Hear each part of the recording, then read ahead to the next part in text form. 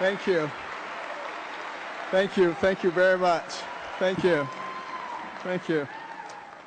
And also thank you for your great patriotism and for being people who really love this nation very much as I do.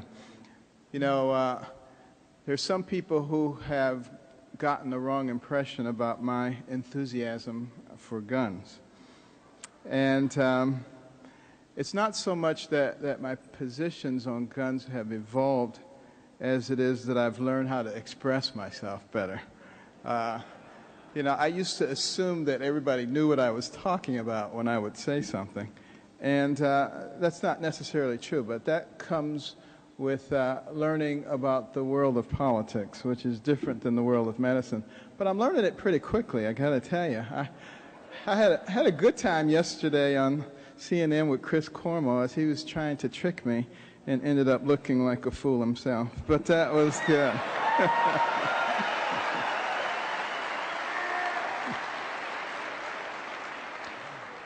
But just for the record, let me make it extremely clear that I am extremely pro-Second Amendment. There's no question about it. And I would never allow for anybody to tamper with that right, because it is so important. Why do we have the Second Amendment? It was because our founders recognized that if our nation was invaded, if the citizenry had the ability to aid the military, we would be a much more formidable group of people. And that seems kind of far-fetched these days, but maybe it's not so far-fetched, particularly if we don't solidify our borders, particularly in the South, because, you know, we think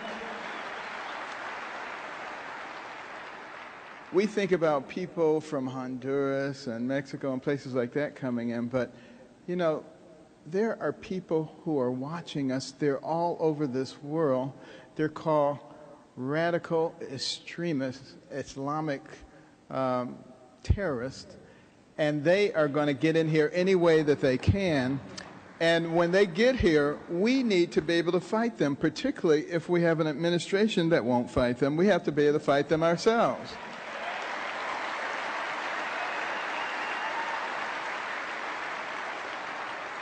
The second reason for the Second Amendment was so that the people would be able to defend themselves against an overly aggressive government that wanted to exact tyranny in this country. And we don't ever want to see that happen. Now, when I was a youngster, I was always excited to see guns. And you know, as I got a little older and approached the teen years, I saw a lot of guns. They weren't necessarily carried by people who were law-abiding citizens either. And I remember seeing people lying on the ground with bullet holes, waiting to die. I remember both of my older cousins who we lived with were killed. And I remember the drug dealers, many of whom we liked because they brought us candy. I remember the days when they would be killed. And there was a lot of carnage that I saw. And then as a surgeon, I spent many a night operating on people with gunshot wounds to their heads. And all of that is horrible. But I can tell you something. It is not nearly as horrible as having a population that is defenseless against a group of tyrants who have arms. And that's what we have to always bear in mind in this nation.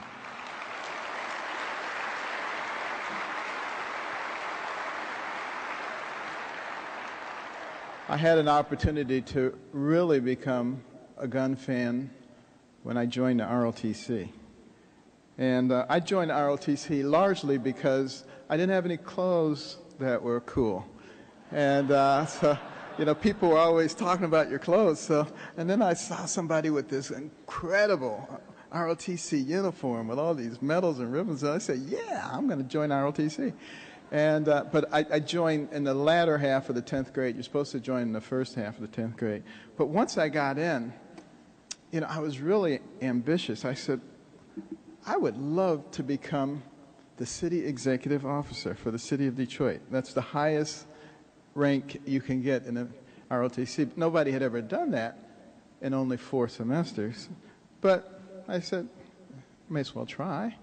And I got in and I really started studying the manuals and learning all this stuff. And after my first semester, I got promoted to sergeant. And the guy who was in charge of our ROTC program knew that I was somebody who really wanted to rise quickly up the ranks. So he said, Carson, the second hour class, nobody can handle them. They're just terrible.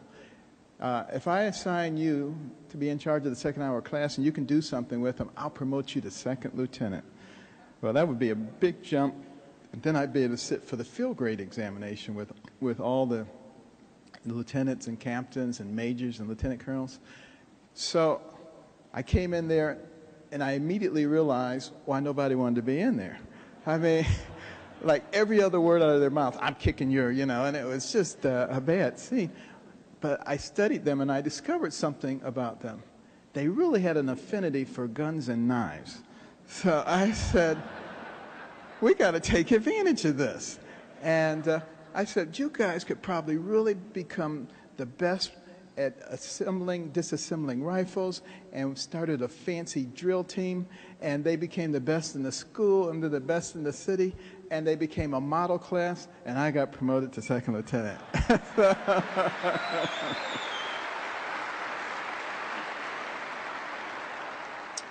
Which then gave me an opportunity to sit for the field grade exam, and I got the highest score in the city, and again the next year.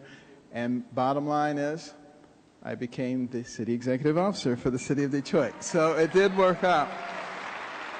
And I tell you that story just to let you know that beside my medical career, I've had lots of instances where people said to me, no one's ever done this before.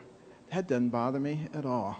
Because, I have a feeling that there is a power that's greater than me. And I always say, I can do all things through Christ, which strengthens me. Okay.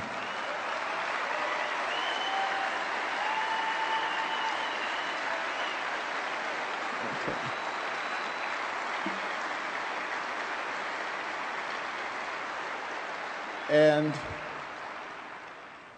that ROTC experience was great. I was offered a full scholarship to West Point, but I decided to go the medical route. But my wife and I have always had a ton of friends in the military. We love the military. These are smart people. And one of the things that we are going to have to do as a country is when we have military conflicts, we have got to let the military people loose. We cannot micromanage them because they are smart. We also need to recognize that we are allowing our military to deteriorate. Our Navy is the smallest size since 1917. We're in danger of becoming a regional Navy when we have to be able to project power all over the world. We have international interests, but a Navy that is shrinking. Our equipment is in a deteriorating state. The heart of our personnel is being eaten out by things like sequestration, cutting beyond the fat into the muscle and the bone. Our captains and majors and lieutenant colonels are being told they're not being renewed. These are people we've invested enormous amounts of effort into, who were to become the next tier, the next generation of leadership in our military, and we're dismissing them. That is hurting us. The morale is going down, and our military is moving this way, and those who wish to destroy us are moving that way. It's a perfect storm. We cannot let that happen. We have to get new leadership.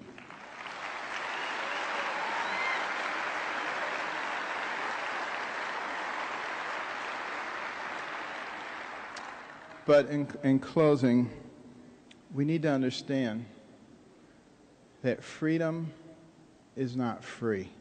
You have to fight for it every single day. The people who founded this nation understood that concept, and they were willing to fight.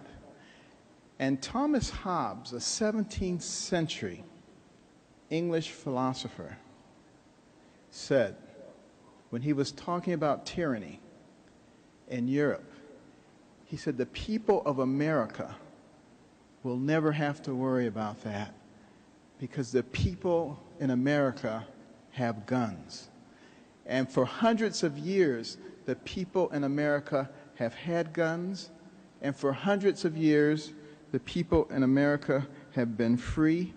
And what we must now recognize is that the baton of freedom is in our hands. And the question is, what are we going to do with it? Are we going to submit to the secular progressives who try to use every opportunity to get rid of our guns? Or are we going to recognize that in order for the next generations to enjoy the same freedoms that we have to exercise the same kind of courage that people had before us? Think about Nathan Hale, teenage rebel, a spy, caught by the British, ready to be executed.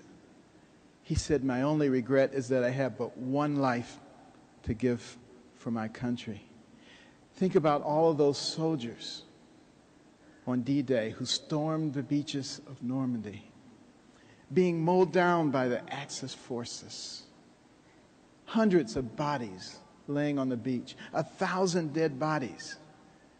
Did our soldiers turn back? Were they afraid? Of course they were afraid, but they didn't turn back. They stepped over the bodies of their dead comrades, knowing in many cases that they would never see their loved ones or their homeland again. Why? Not for themselves, but for you and for me, so that we could be free. And now, the baton is in our hands, and we must make absolutely sure that we will never allow the right to keep and bear arms to be removed from those who follow us in this nation. Thank you very much.